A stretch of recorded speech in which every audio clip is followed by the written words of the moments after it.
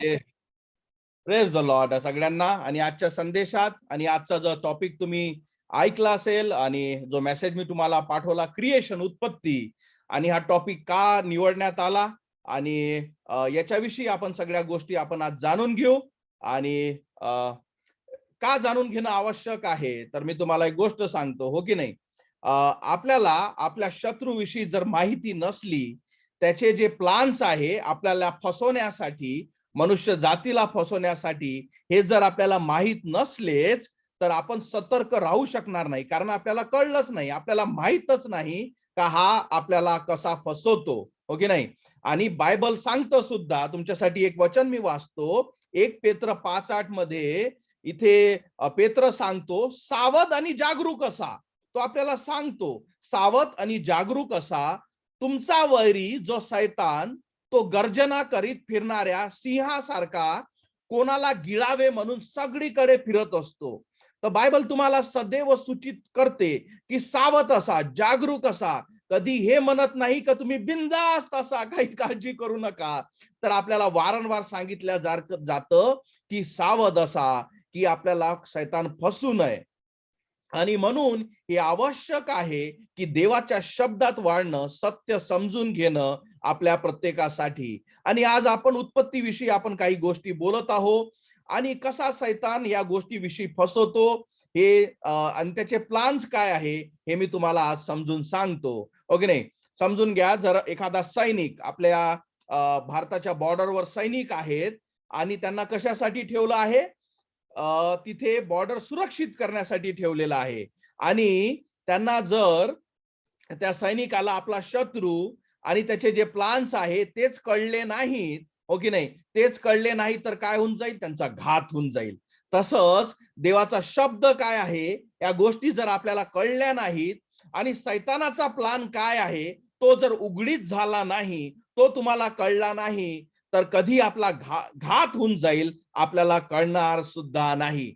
म्हणून आज या सगळ्या गोष्टी उत्पत्तीविषयी, आणि उत्पत्तीविषयी का, उत्पत्तीविषयी का, या सगळ्या गोष्टी, त्याचे प्लान्स काय आहे, बायबल काय सांगतं, शैतान, त्याचे लोक, जगातले जे स्वतःला विद्वान समजतात ते लोक काय आपल्याला शिकवतात, शैतान कसा त्यांच्या डोक्यात हे सगळं बायबल विरुद्ध नॉलेज टाकतं आणि आपल्याला कसं ते देण्यात येतं एका विषासारखं, आणि आपण ते पितो आणि आपल्याला सत्यापासून हे दूर घेऊन जातात, याविषयी आपण आज बोलू.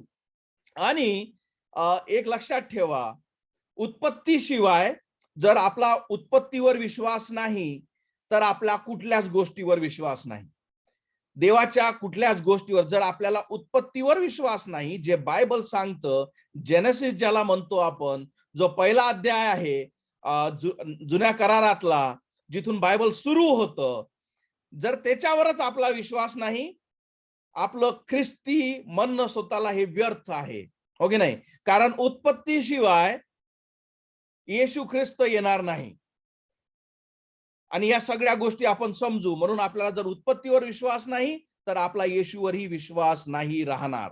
म्हणून म्हणून शैतान सदैव काय करतो, उत्पत्तीला डिस्ट्रॉय करण्याचा किंवा क्रिएशनला खोटं साबित करण्याचा, ते जे सत्य आहे त्याला दूर घेऊन जाण्याचा सदैव प्रयत्न करतो. जेव्हा, आणि या गोष्टी करतो कसा, तर तुमच्या डोक्यात प्रश्न टाकून, हो की नाही, प्रश्न टाकून. आपण एक वचन बघू जे तुम्हाला माहित आहे, उत्पत्तीतलं 3:1.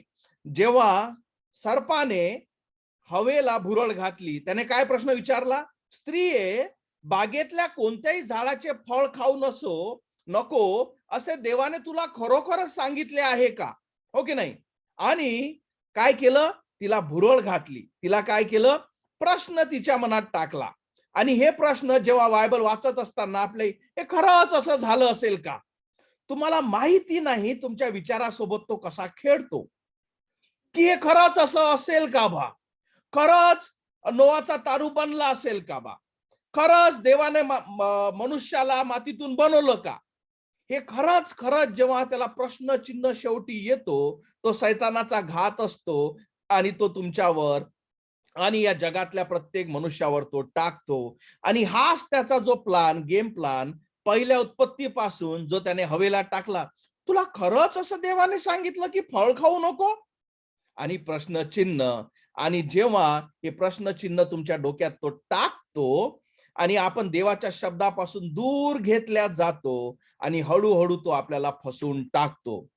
म्हणून सगळ्यात महत्वाचं, लोकांना फसवायचं असलं सैतानाला, या आध्यात्मिक गोष्टीविषयी आपण बोलत आहोत, तर सगळ्यात आधी तो काय करण्याचा प्रयत्न करेल? उत्पत्तीला डिस्ट्रॉय करण्याचा. की हे जे बायबल जे सांगतं की उत्पत्ती अशी झाली, देवाने हे जग 6 दिवसात निर्मित केलं, मनुष्य 6व्या दिवशी बनवला, या सगळ्या गोष्टी जर त्याने डिस्ट्रॉय केल्या, जर आपला उत्पत्तीवरच वरचा विश्वास उठला, निघून गेला, तर मग तुम्हाला येशूची गरज पडणार नाही. कारण उत्पत्ती सांगतं की मनुष्य मातीतून बनवला, नंतर तो पापात पडला आणि त्याचे पाप तो स्वतः धुवू शकत नाही. पापाचं वेतन मरण आहे. म्हणून प्रभू येशू ख्रिस्त, देवाने आपला एकुलता एक पुत्र, योहान 3:16 सांगतं की तुम्हा आणि माझ्यासाठी दिला की आपला नाश होऊ नये, तर आपल्याला सार्वकालिक जीवन प्राप्त व्हावे, जोही त्यावर विश्वास ठेवतो. पण जर उत्पत्तीच जे बायबलमध्ये म्हणतं ते जर त्याने काढून टाकली आणि लोकांना हे पटवून दिलं की अरे उत्पत्ती असं नाही, म्हणजे उत्पत्ती नाही तर मनुष्य मातीतून निर्माण केला नाही, मातीतून निर्माण केला नाही म्हणजे तो पापात कधी पडला नाही, पापात पडला नाही म्हणजे पापाचं वेतन मरण नाही, पापाचं वेतन मरण नाही म्हणजे शिक्षेची गरज नाही, शिक्षेची गरज नाही म्हणजे देवाने आपला एकुलता एक मुलगा पाठवण्याची गरज नाही. ओके नाही? म्हणून काय हमला केला पाहिजे? उत्पत्तीवर, क्रिएशन. म्हणून आपला जो आजचा संदेश आहे तो कशावर? क्रिएशनवर. की तुम्ही देवाच्या शब्दात ठाम असा. तुम्हाला कुठलीही गोष्ट त्याच्या विरुद्ध किंवा त्याच्या शिवाय जे जग सांगतं, आणि ते काय काय सांगतं, कशा रीतीने सांगतं, कशासाठी सांगतं, कशा माध्यमातून सांगतं, या सगळ्या गोष्टी मी तुम्हाला आज शिकवतो. तर आपण आणि सुरुवात होते की बायबल म्हणते, बायबल काय सांगते की देवाने पृथ्वी आणि पृथ्वीपासून सर्व गोष्टी. तर आपण हे काय बोलत आहोत आता? बायबलचे सत्य आणि त्याचे कंपॅरिझन जो सैतान या जगाला देतो आणि अनेक लोक फसतात, याच्याविषयीचे कंपॅरिझन आपण काही घेऊ. तर पृथ्वीची निर्मिती, हो की नाही, बायबल सांगतं की सर्व गोष्टी 6 दिवसात निर्माण झाल्या. 6 दिवसात, हो की नाही? आणि ते 6 दिवस काय आहे तेही आपण बोलू. पण बायबल सांगतो, आणि हे पान पलटवल्याबरोबर पहिल्याच पानात उत्पत्ती 1:1 मध्येच बायबल हे क्लिअर करतं. म्हणून मी तुम्हाला सांगितलं की जर आपला उत्पत्ती 1:1 वर विश्वास नाही, पुढच्या कुठल्याच गोष्टी आपल्या कामाच्या नाही. कारण जर उत्पत्ती पडते तर सगळं ख्रिश्चॅनिटी आणि हे बायबल सगळं खोटं ठरते. म्हणून तो सदैव काय करतो? उत्पत्तीला खोटं ठरवण्याचा प्रयत्न करतो. तर बायबल सांगते की पृथ्वी आणि पृथ्वीपासून सर्व गोष्टी ज्या तुम्ही, मी, प्राणी, आकाश, तारे, सगळ्या गोष्टी आल्या, जल हे 6 दिवसात निर्माण केले. पण विज्ञान तुम्हाला काय सांगतं? विज्ञान सांगतं की हे स्वतः अस्तित्वात स्वतःच आपाप आलं. याचं अस्तित्व स्वतःच हे घडत आलं. असं काही झालं नाही का देव बोलला आणि या गोष्टी निर्मित झाली. तर पहिलं खोटं काय? तर हे आपापच गोष्टी घडत गेल्या. विज्ञानाचं असं म्हणणं आहे की या ज्या गोष्टी, जर एक गोष्टी तुम्ही तशीच जागेवर ठेवाल आणि त्याच्यावर हजारो लाखो वर्ष होत गेले, हे आपाप हळूहळू हळूहळू होऊनच जातं. तर हे पहिलं खोटं जेव्हा देव सांगतो, जेव्हा त्याचं वचन सांगतं की देवाने 6 दिवसात पूर्ण पृथ्वीची निर्मिती केली, आणि विज्ञान हे सगळ्या गोष्टी जो सैतान चालवतो ते तुम्हाला सांगतं की हे आपापच अस्तित्वात आहे, याला कोणी बनवलं नाही, याला कोणी बनवणारा नाही. म्हणजे जर बनवणाराच नाही तर उत्तर कोणाला द्यायचं ना मग तुम्हाला, आहे की नाही? जर देवच नाही तर पापीही नाही. मग तुम्हाला उत्तर कोणाला द्यायचं आहे? म्हणजे आपल्याला जसं पाहिजे तसं आपण करू शकतो. म्हणून उत्पत्ती काळा हा सैतानाचा पहिला डाव. कशाविषयी? पृथ्वी कशी बनली. बायबल काय सांगतं? बायबल सांगतं की पृथ्वी किती दिवसाची, किती, बरं, या जसं माझं वय आहे, मी 40 वर्षाचा झालो, तर या सगळ्या गोष्टी पॉइंट लक्षात असू द्या. पृथ्वीचं वय काय आहे हे आज तुम्हाला मी सांगतो, आणि हे बायबल मधून आहे. आणि सदैव जागरूक असा, लक्षात ठेवा. पृथ्वीचं वय किती वर्ष आहे? 6000 वर्ष, 6000 इयर्स. आणि बायबलच्या एका वचनात म्हणतं, देव म्हणतो की देवासाठी 1000 वर्ष म्हणजे एक दिवस आहे. म्हणजे देवासाठी फक्त 6 दिवस झाले. कदाचित 7व्या दिवशी प्रभू येईल. पण लक्षात ठेवा, पृथ्वी किती वर्ष आधी बनली? फक्त 6000 वर्ष. हे 6000 वर्ष कसे डिवाइड करता येईल? तर आदामापासून अब्राहमापर्यंत 2000 वर्ष. अब्राहमापासून येशूच्या येण्यापर्यंत या पृथ्वीवर 2000 वर्ष. येशूच्या येण्यापासून तर आपण 2022 मध्ये आहो, हे 2000 वर्ष. टोटल 6000 वर्षाची ही पृथ्वी आहे. जग काय सांगतं? हजारो, लाखो, करोडो वर्ष आधी असा अंतराळात असा एक गॅसचा फुगा आला आणि त्याच्यातून या सगळ्या गोष्टी हळूहळू होत गेल्या. हे दुसरं खोटं. हे दुसरं खोटं. कशाला? उत्पत्तीला खोटं ठरवण्यासाठी, की तुम्हाला देवाची गरज भासणार नाही. पृथ्वी किती वय आहे पृथ्वीचं? 6000 फक्त वर्ष. ऐकून शॉक वाटतं, आहे की नाही? फक्त 6000 वर्ष पृथ्वीची निर्मिती, जे आपण प्रसार माध्यमातून बघतो, हो की नाही? लाखो करोडो वर्ष आधी या जगात डायनोसॉर्स होते, मग ते निघून गेले. हे तुम्हाला का असं या प्रश्नात सगळ्या गोष्टी टाकतो, की तुम्हाला या सगळ्या गोष्टीचा विसर पडावा. हा त्याचा सदैव गेम प्लॅन असतो. म्हणून हे त्याचं दुसरं खोटं. तिसऱ्या विषयी बोलो. बायबल मरणाविषयी काय सांगतं? बायबल सांगतं की मनुष्य जेव्हा मरतो, मेल्यानंतर तो न्यायासमोर उभा राहतो. मेल्यानंतर तो न्यायासमोर उभा राहतो आणि त्याचा न्याय होईल. सैतान काय शिकवतो? मनुष्य जेव्हा मरतो त्याचं अस्तित्व खतम होऊन जातं.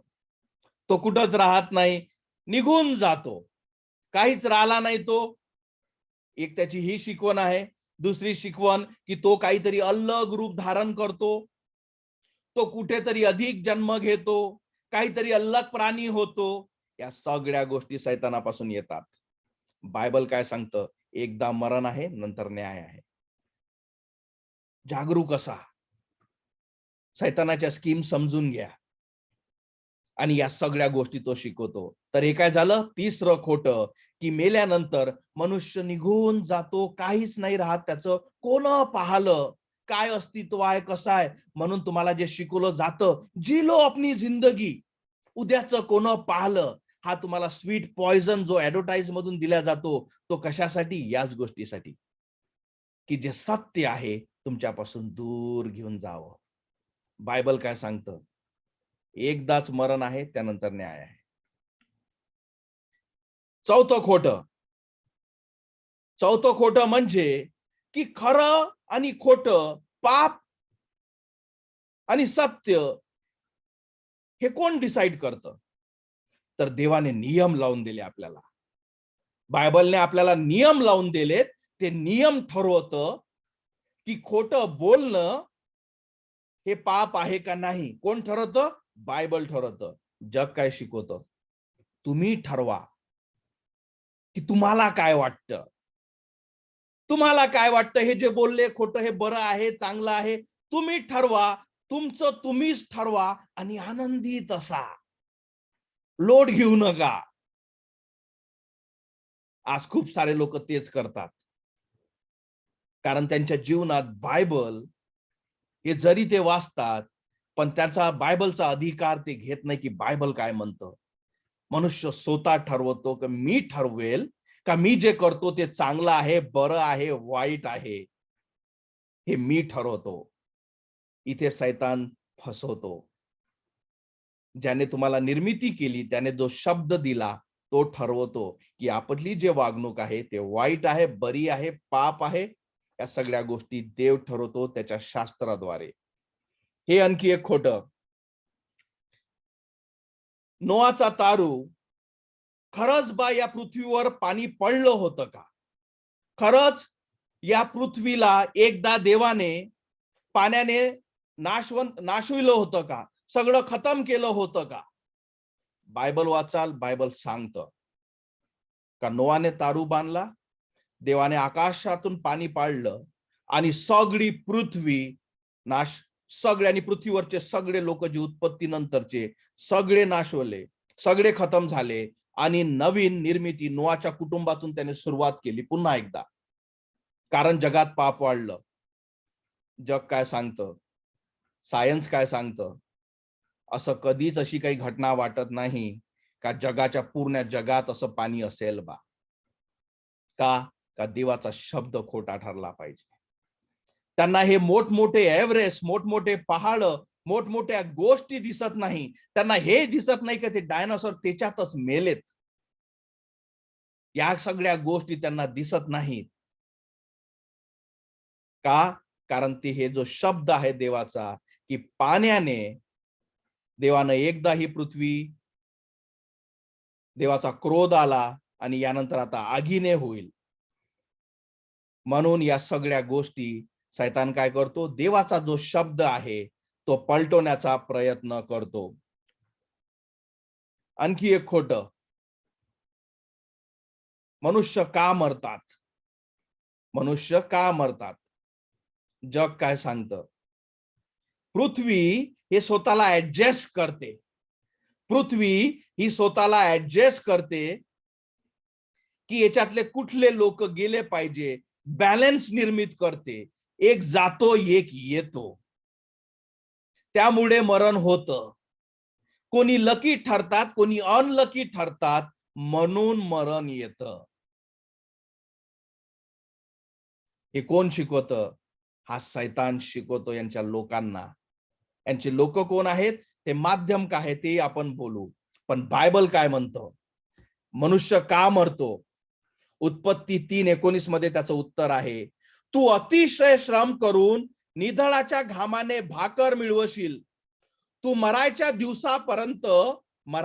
दिवसापर्यंत अतिशय काम करशील आणि नंतर तू पुन्हा मातीत होशील. मी तुला मातीतून उत्पन्न केले आहे आणि तू मरशील तेव्हा परत मातीला जाऊन मिळशील.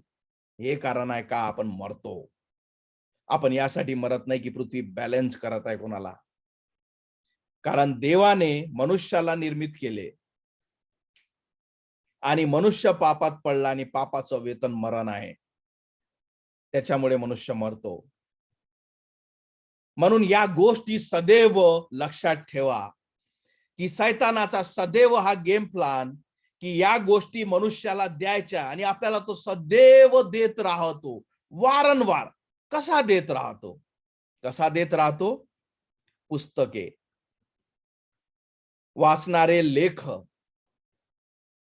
प्रसार माध्यम, चित्रपट, खोटे उपदेशक, शास्त्रज्ञ, पुरातत्व शास्त्रज्ञ, खगोल शास्त्रज्ञ, ज्योतिष आणि जेही लोक तुमच्या डोक्यात येतील आणि जे देवाविरुद्ध, या क्रिएशन उत्पत्ती विरुद्ध जे शब्द तुम्हाला शिकवतात, हे सगळे शैतानाचे लोक. हे सगळे शैतानाचे लोक काय करतात? त्याचा जो हा प्लान आहे तो आपल्याला हळूहळू दिल्या जातो. ह्या काही गोष्टी मी तुम्हाला समजून सांगितल्या का कोण करतं, कसं करतं, कसं तुम्हाला कळतं, कोण तुम्हाला या गोष्टी शिकवतो. ज्या ज्या गोष्टी आपण वाचतो, ज्या ज्या आपल्या डोक्यात हळूहळू हळूहळू येत राहतात की देवाच्या शब्दापासून, या उत्पत्तीपासून तुम्हाला दूर घेऊन जाणं. उत्पत्तीपासून दूर घेऊन जाणं का? कारण तुम्हाला देवाची गरज भासणार नाही. जर उत्पत्तीच नाही तर देव नाही. देवच नाही तर पापाचं कुठली गोष्ट नाही, पापच नाही तर कुणाला उत्तर देण्याची गरज नाही. म्हणजे जसं पाहिजे तसं वागा. आजही लोक जसं पाहिजे तसेच वागतात, जे त्यांना चांगलं वाटते. मी तुम्हाला सांगितलं पाप आणि न्यायाविषयी, मला जे चांगलं वाटतं ते मी करतो. हा संदेश चालू असताना खूप सारे लोक फिरत आहेत. का? कारण त्यांना जे चांगलं वाटतं ते करतात. देवाच्या शब्दाला त्यांना काहीच किंमत नाही. मला जे चांगलं वाटतं, जे महत्वाचं आहे ते मी करतो. आणि मनुष्य हाच कठोरपणा या पृथ्वीवर जिवंत असताना करत राहतो आणि निघून जातो. आणि तेव्हा त्याला सत्य कळतं, कारण या पृथ्वीवर असताना त्याच्यापासून हे सत्य लपून ठेवण्यात आलं आणि जेव्हा सत्य सांगितलं तेव्हा त्याच्यावर विश्वास बसला नाही. पण सत्य काय आहे? तर सुरुवातीला देवाने निर्मिती सुरू केली. अंधाराने जलाशय झाकलेले होते, या पृथ्वीची ती परिस्थिती होती. उत्पत्ती 1:3 हा पहिला दिवस. नंतर देव बोलला प्रकाश हो आणि प्रकाश चमकू लागला.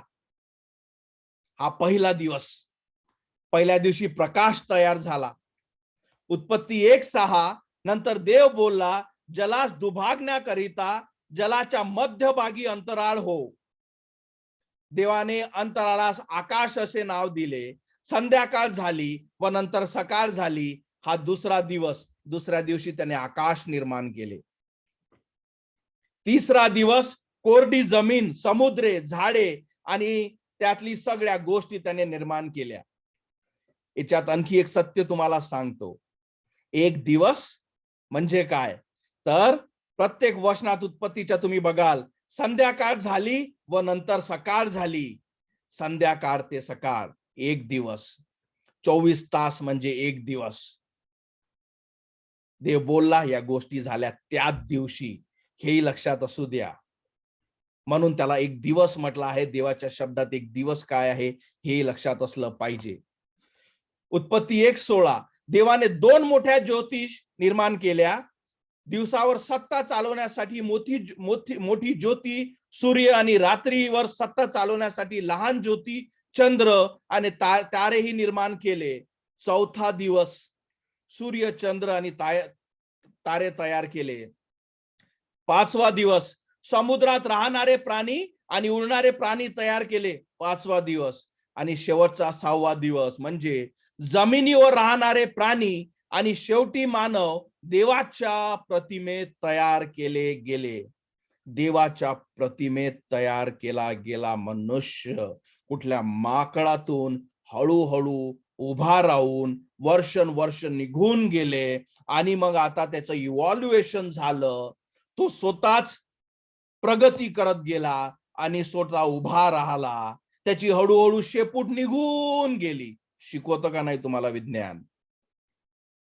म्हणून जेव्हा मी तुम्हाला सांगतो की हे जग नाशाच्या मार्गावर जात आहे, देवाच्या विरुद्ध आहे, या जगाचा राजा जो आहे तो शैतान आहे आणि याच्यातून जे वाचले तारण्यामुळे तेच वाचल्या जातील आणि या बाकीच्यांचा सगळ्यांचा नाश होईल. कारण यांना सत्य आवडत नाही, प्लस यांना सत्यापासून दूर ठेवण्यात आले. मनुष्याविषयी बोलू, कारण आपल्याला देवाने इतक्या अद्भुतरित्या, इतक्या चमत्कारिकरित्या त्याच्या प्रतिरूपीचा बनवलेला आहे. उत्पत्ती 1:26 म्हणतं, मग देव बोलला आपण आपल्या प्रतिरूपीचा, आपल्या सारखा मनुष्य निर्माण करू. सगळ्यात मोठी गोष्ट तुम्हाला मी सांगतो, जेव्हा देव म्हणतो आपल्या, आपण म्हणजे तो कोणाविषयी बोलत आहे? पिता, पुत्र, पवित्र आत्मा. हे तिघही आधीपासून आहेत. देव शब्द होता, शब्द देह झाला, तो तुमच्या सोबत आपल्यामध्ये आला. येशू नवीन करारात नाही आला. जरी तो पृथ्वीवर नवीन करारात आला, जेव्हा तो आपण म्हणतो तो आधीपासून आहे. आपण आपल्या प्रतिरूपीचा सारखा मनुष्य निर्माण करू. समुद्रातील मासे, आकाशातील पक्षी, सर्व वन पशु, मोठी जनावरे व जमिनीवर सरपटणारे सर्व लहान प्राणी यांच्यावर ते सत्ता चालवतील, तेव्हा देवाने आपल्या प्रतिरूपीचा मनुष्य निर्माण केला. देवाचे प्रतिरूप असा तो निर्माण केला, नर व नारी अशी ती निर्माण केली. आणि उत्पत्ती 1:28 सांगतं, देवाने त्यांना आशीर्वाद दिला. देव त्यांना म्हणाला, फलद्रूप व्हा, बहुगुणित व्हा आणि पृथ्वी व्यापून टाका, ती आपल्या सत्तेखाली आणा. समुद्रातील मासे, आकाशातील पक्षी आणि पृथ्वीवर फिरणारा प्रत्येक सजीव प्राणी यावर सत्ता चालवा. हा देवाचा आशीर्वाद होता मनुष्याला. आपण सत्ता चालवतो का? नाही. का? कारण हा जो पॉवर जो आपल्याला किंवा आदामाला, आपल्याला नाही तर आदामाला देण्यात होला, त्याच्या प्रतिरूपीचा जेव्हा देव इतका महान आहे, त्याचा 1% जरी प्रतिरूपीचा मनुष्य बनवला तर तो इतका त्याला ज्ञान आणि इतकं त्याला आशीर्वादित देवानं बनवलं. पण हे सगळं कधी? जेव्हा तो पापात पडण्याच्या आधी. त्याच्यापाशी आध्यात्मिक शरीर होतं, त्याला नग्नपणाची कुठलीच गोष्ट नव्हती, कारण पाप नव्हतं. आणि जेव्हा तो पापात पडला, हे सगळे आशीर्वाद, या सगळ्या गोष्टी निघून गेल्या आणि त्याला मरणाचा श्राप भेटला. देवाने मनुष्याला मातीतून घडवलं. याच्याविषयी मी तुम्हाला एक सुंदर गोष्ट सांगतो, कारण आपल्यामध्ये खूप साऱ्या, मला जितक्या वाटतं की नर्सेस आहे, मेडिकल फील्ड मधल्या आहेत, तुमच्यासाठी तुम्हाला जास्त कनेक्ट होईल आणि बाकींना सुद्धा. उत्पत्ती 2:7 सांगतं, नंतर परमेश्वर देवाने जमिनीतील मातीचा मनुष्य घडवला व त्याच्या नाकपुड्यात जीवनाचा श्वास फुकला आणि मनुष्य जीवधारी म्हणजे जिवंत प्राणी झाला. तर मातीतून मनुष्य बनवला. याची थोडीशी टेस्ट करू आपण. मातीतून मनुष्य बनवला. तुम्ही बिमार होता, तुम्ही डॉक्टर जवळ जाता, हो की नाही? डॉक्टर सगळ्यात आधी तुमचे रिपोर्ट काढून तुम्हाला काय सांगतं? जे नर्सेस आहे ते कान देऊन ऐका, तुम्हाला आवडेल हे सत्य. मातीतून बनवला. मातीमध्ये आणि मनुष्यामध्ये काय काय कॉमन गोष्टी आहे? Calcium, phosphorus, potassium, sodium, chloride, magnesium, iron, zinc, iodine, chromium, copper, fluoride, molybdenum, manganese, selenium सगळ्या मनुष्यात सापडतात. तुमचे रिपोर्ट दाखवतात, हो की नाही? कमी आहे, जास्त आहे. या सगळ्या गोष्टी मातीतही सापडतात, कारण मातीतून मनुष्य बनवला. इतक्या उघड्या डेवड्याने आपल्याला सत्य माहित असतं, आपल्यापाशी शब्द असतो, पण विश्वास ठेवत नाही आपण. ज्या गोष्टी मनुष्यात आपण म्हणतो, डॉक्टर म्हणतात, अरे कमी आहे तुझ्या याच्यात कॅल्शियम, आयोडीन कमी आहे.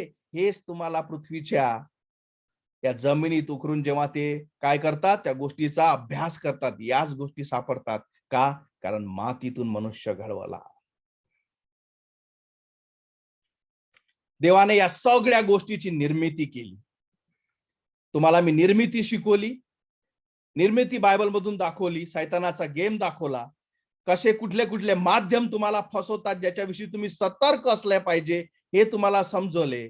आता प्रश्न येतो, या गोष्टी निर्मित केल्या कशासाठी? जगातील या सगळ्या गोष्टी निर्मित केल्या कशासाठी देवाने? याचं उत्तर म्हणजे प्रकटीकरण 4:11 मध्ये याचं उत्तर तुम्हाला आहे. जर तुम्हाला प्रश्न असेल की मी कशासाठी निर्मित केला गेलो, तर प्रकटीकरण 4:11 म्हणतं, आमचा प्रभू आणि देव, तू गौरव, सन्मान आणि सामर्थ्य प्राप्त करून घेण्यास योग्य आहेस. तू सर्व काही तयार केलेस, तुला वाटत होते म्हणून सर्व काही अस्तित्वात आले आणि करण्यात आले. तर कशासाठी? तर गौरव, सन्मान आणि सामर्थ्य. प्रश्न आहे तुमच्या प्रत्येकासाठी. तुम्हाला बनवल्याच गेल्या यासाठी का तुमच्या जीवनातून देव गौरवल्या पाहिजे. हे तुमचं सगळ्यात मोठं कार्य आहे. तुम्हाला बनवलंच मनुष्याला या गोष्टीसाठी का देव गौरवल्या पाहिजे. तुम्हाला पटो नाही पटो, फरक पडत नाही. पण बायबल काय सांगतो हे मी तुम्हाला सांगत आहे. प्रश्न हा आहे, आपल्याला वाटतं का की माझ्या जीवनातून प्रभू येशू ख्रिस्त हा गौरवल्या जातो? तुम्हाला वाटतं का की माझ्या जीवनातून जेव्हा देव माझ्याकडे बघतो तो गौरवल्यात जातो? या प्रश्नाचं उत्तर जर नकारार्थी असेल, तुम्हाला तारण्याची गरज आहे. कुठलाही व्यक्ती असेल, त्याला जेव्हा वाटतं की माझ्या जीवनातून असं तर काही होत नाही का, देव मला बघेल आणि तो गौरवला जाईल की जे तू करतो देवासाठी. तुम्ही मनुष्य गौरवला जातो की देव गौरवला जातो याच्याविषयी तुम्हाला फरक सुद्धा माहित असला पाहिजे. पण तुम्हाला आणि मला या गोष्टीसाठी बनवलं आहे की देव गौरवला पाहिजे. आणि जेव्हा हा मार्क आपण मिस करतो त्याला पाप म्हणतात. त्याला पाप म्हणतात आणि त्या पापाचं वेतन मरण आहे. आणि त्या पापाचं वेतन मरण असल्यामुळे तुम्ही आणि मी ते फेडू शकत नाही. म्हणून देवाने आपला एकुलता एक पुत्र दिला की त्याची फेड व्हावी.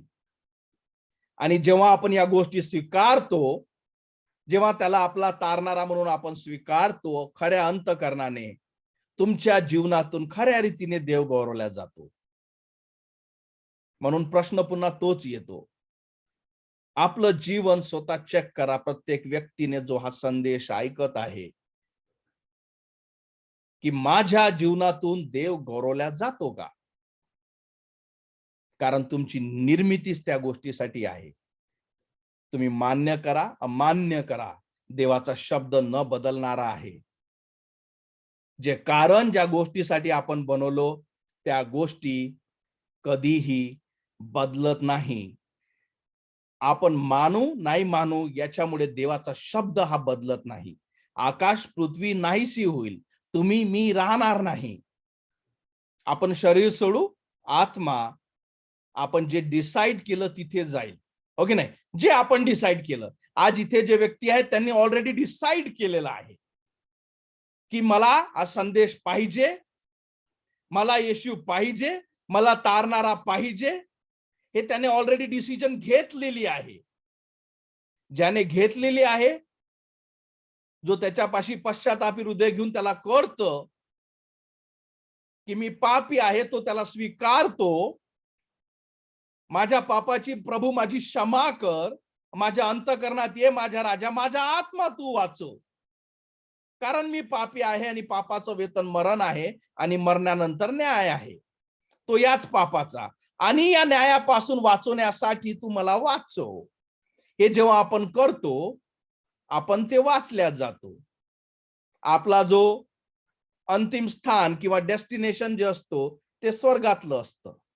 जे तसे करत नाही त्यांनी ऑलरेडी डिसाईड केलेलं आहे का मी नरकातच जाईन.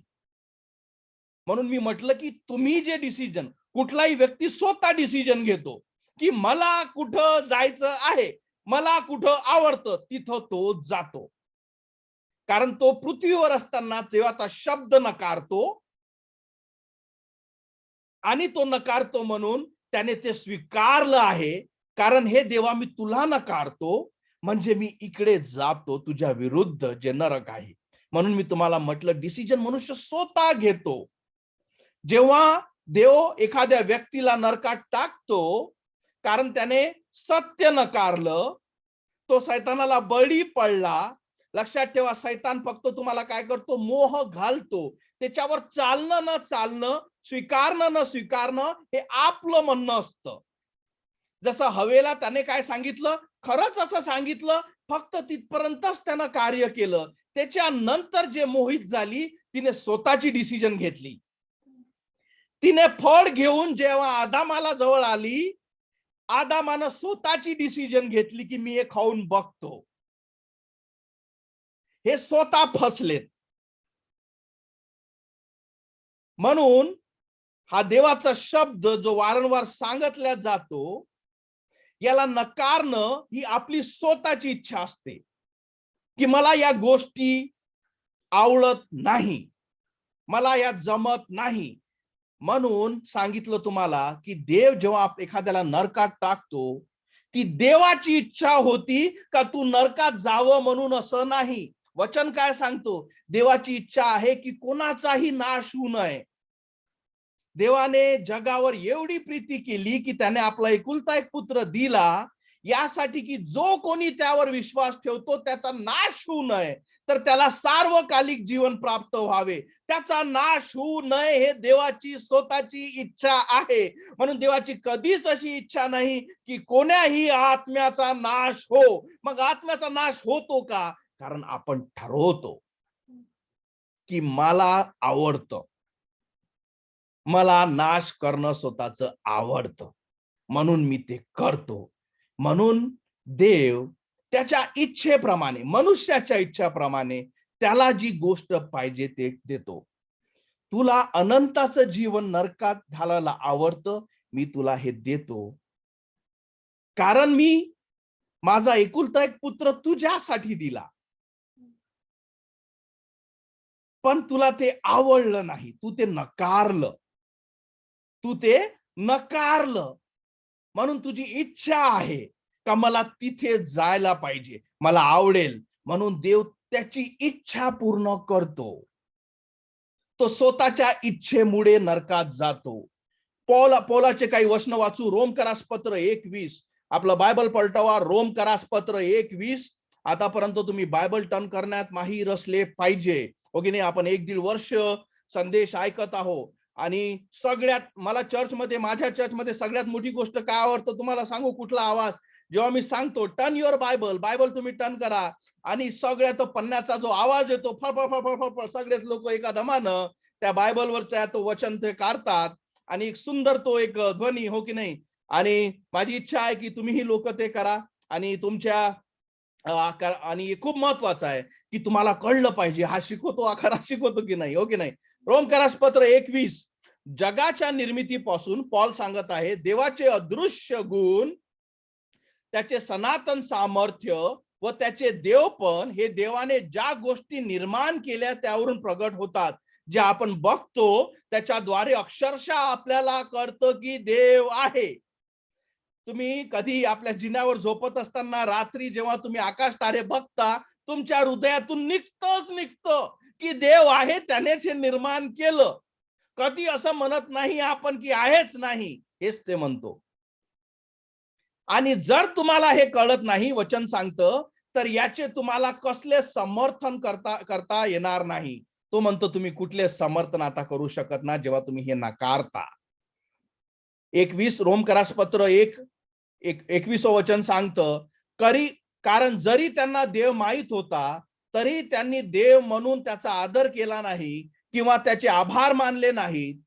उलट ते आपल्या विचारात निष्फळ झाले आणि मूर्ख अंतःकरणे अंधारकमय झाले. आणि 22 वचन सांगतं, जरी गर्वाने त्यांनी स्वतःला शहाणे समजले तरी ते मूर्ख ठरलेत. आज तुम्ही कुठल्याही वैज्ञानिक, खगोलशास्त्र त्यांना तुम्ही विचारा, त्यांना तुम्ही उत्पत्ती द्या की असं आहे, ते तुम्हाला मूर्ख ठरवतील, देवाच्या शब्दाला चुकीचं ठरवतील. जरी त्यांनी गर्वाने स्वतःला शहाणा समजले तरी ते मूर्ख ठरलेत. माझी आशा आहे की आपल्यातला कोणी मूर्ख ठरू नये. त्याला कळावं ही उत्पत्ती आहे, देवाने निर्मिती केली आहे, देवाशिवाय मार्ग नाही. मनुष्य पापात पडलेला आहे. मनुष्य स्वतःच्या बळावर कधी स्वर्गात जात नाही. एकही खरा नाही. प्रत्येकाला तारण्याची गरज आहे. देवाचा मनुष्य सगळ्यात मोठा जो होऊन गेला ख्रिश्चन, ज्याला आपण पॉल म्हणतो, तोही तारल्या गेला. त्यालाही तारण्याची गरज होती. एकही खरा नाही. जर त्याला गरज आहे, तुम्ही आणि मी काय आहोत? 2 पेत्र 3:3 म्हणतं, 2 पेत्र 3:3 सांगतं, पहिल्यांदा आम्ही जे तुम्हाला सांगितले ते तुम्ही समजून घेतले पाहिजे. ते म्हणजे शेवटच्या दिवसात थट्टेखोर लोक येतील, ते आपल्या इच्छेप्रमाणे वागतील. म्हणून या गोष्टी ज्या होत आहेत, हे काय आहे? थट्टेखोर. हे बायबलवाले हे शिकवतात. आमची स्टडी बघा काय शिकवतो आम्हाला. हजारो लाखो वर्षापासून हे पृथ्वी बनवली. मोठमोठे यान बनवतात, आकाशातून फिरून येतात. मनुष्य चंद्रावर गेला, आता मार्सवर जाण्याच्या परिस्थितीवर आहे आणि लिहितात की मी जाऊन आलो आणि बघितलं तिथे देव नाही. हे गर्वाने फुगले पण ते स्वतः मूर्ख ठरलेत, थट्टेखोर लोक. दुसरं पेत्र 3:4 सांगतं आणि म्हणतील ख्रिस्ताच्या येण्याविषयीचे अभिवचन काय झाले? तुमचे बायबल सांगतो येशू ख्रिस्त येईल, काय झालं रे त्याचं? आम्हाला ते जाणून घ्यायचे आहे, कारण आमचे पूर्वज मेल्यापासून प्रत्येक गोष्ट जगाच्या निर्मितीपासून जशी चालत आहे तशीच ती आज सुद्धा घडत आहे. काहीच नाही, माझे आई वडील येऊन गेले, माझे आजोबा पंजोबा येऊन गेले, आम्ही या पृथ्वीवर आहो, आम्ही निघून जाऊ. कुठं गेला तुझा ख्रिस्त? कुठं गेला तुझा येशू? आला तर नाही. हे सगळे जे स्वतः गर्वाने भरलेत, कारण क्रूसावरचं मरण यांच्यासाठी मूर्खपणा आहे.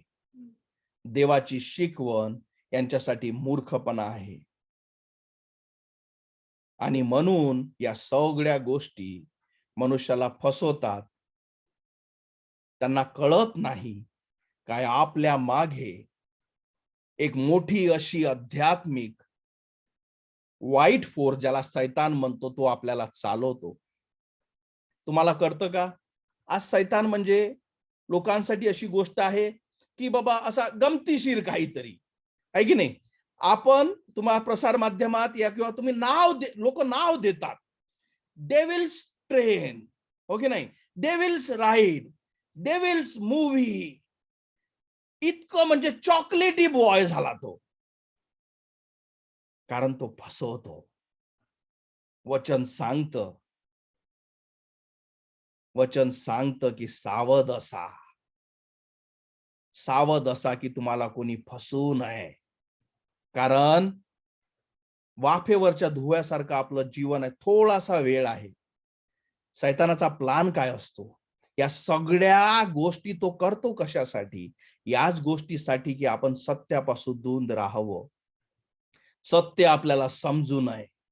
जर त्याला तुमचे 60, 70, 80 वर्ष तुम्हाला फक्त त्याला अंधारात ठेवता आलं, त्याने तुमचा आत्मा घेतला. का? कारण उत्पत्ती खोटी आहे, तर मग देव खोटा आहे. देव खोटा आहे तर मनुष्याची निर्मिती खोटी आहे. निर्मिती खोटी आहे तर मनुष्य कधी पापात पडला नाही. पापात पडला नाही म्हणजे तुम्ही त्याच्यापासून आले नाही. तुम्ही आले नाही म्हणजे तुम्ही पापी नाही. जे तुम्ही करता तेच चांगलं आहे, कुठलंच वाईट नाही. मरण तर येतच राहतं. असं करता करता मग तुम्हाला कधीच येशू ख्रिस्त हा माझा तारणारा याची कधीच गरज भासत नाही.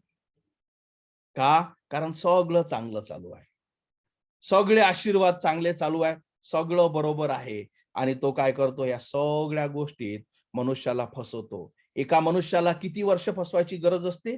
काही लोक 18-20 वर्षात मरतील, काही 50 वर्षात, काही 80, 100च्या वर तर कोणी जगत नाही. फक्त तेवढ्या काळात त्याला अंधारात देवाच्या शब्दापासून दूर ठेवलं, तो आत्मा त्याला मिळाला. हे युद्ध कोणाचं आहे? सैतानाचं, देवासोबतचं. जिंकला कोण? प्रभू येशू ख्रिस्त. कधी जिंकला? ज्या दिवशी त्याने क्रूसावर आपला प्राण दिला आणि तिसऱ्या दिवशी तो तुमच्या आणि माझ्या पापातून जे त्याने आपल्यावर घेतले तो उठला. त्या दिवशी तो सैतान हारला. आता काय बाकी आहे? त्याचा न्याय बाकी आहे. आपल्या कोर्टात शिक्षा होतात, हो की नाही? आपल्या कोर्टात न्यायाधीश शिक्षा करतो की तू गिल्टी आहे, तुला आता मृत्यूदंडाची शिक्षा आहे. तर ती शिक्षा होते, त्याच्या काही नंतर त्याची कालावधी ठरवल्या जाते, जेव्हा ती शिक्षा इम्प्लिमेंट केली जाते की या दिवशी तुझी शिक्षा होईल. शिक्षा तुला ऑलरेडी डिक्लेअर झाली, फक्त ती एक्झिक्यूट या दिवशी होईल. सैतानाची शिक्षा त्या क्रूसावर देवाने डिक्लेअर केली. आता फक्त वेळ आहे की त्याला तो कधी त्या अनंताच्या आगीत पकडून तो त्याला टाकेल. मग हा जो पिरियड बाकी आहे याच्यात तो काय करतो? देवाने बनवलेलं सगळ्यात महान गोष्ट कुठली? तुम्ही आणि मी, आपल्या प्रतिरूपीचा.